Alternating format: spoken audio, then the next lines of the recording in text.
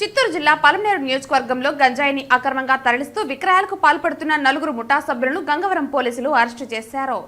Gangavaram CI Prasad కథనం మేరకు పలమనేరు పట్టణానికి చెందిన మోహన్, జోసెఫ్, మస్తాన్, ఆంటనీలు బెంగళూరు చెన్నై జాతీయ రహదారిపై చిన్నూరు ఫ్లైఓవర్ వద్ద 4 గంజాయి ప్యాకెట్లతో పట్టుబడ్డారు. వారిని విచారించగా విక్రయించడానికి తీసుకువెళ్తున్నట్లు నిర్ధారించామన్నారు. వెంటనే వారిని అరెస్టు చేసి రిమాండ్కు తరలించినట్లు సీఐ తెలిపారు. కేసు విచారిస్తున్నామని, నిందితులకు సహకరించిన అందరినీ త్వరలోనే పట్టుకుంటామన్నారు. సీజ్ చేసిన గంజాయి 11.5 కేజీలు ఉన్నట్లు తెలిపారు. దాని విలువ సుమారు ₹1,00,000 ఉంటుందని సీఐ ప్రసాద్ తెలిపారు.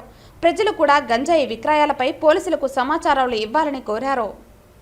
6 గంటల సమయంలో మాకు రాబడిన సమాచారం మేరకు గంజాయి అక్రమ రవాణా గురించి సమాచారం రావడంతో చెన్నై, బెంగళూరు, చెన్నూరు ఫ్లైఓవర్ వద్దకు వెళ్ళడం జరిగింది. డీటీ అయిన సహనా మేడం గారు పంచాయతీల సమక్షంలో వచ్చిన తర్వాత ఒక 4 వ్యక్తులు సుమారుగా 5 ప్యాకెట్ల గంజాయి కలిగి ఉండడం జరిగింది. 5 ప్యాకెట్లు కూడా 11.5 కేజీల బరువు కలిగిన గంజాయి కలిగి ఉండడం, వాటిని మేము డీటీ గారి సమక్షంలో సీజ్ చేసి స్టేషన్కి తీసుకురావడం జరిగింది.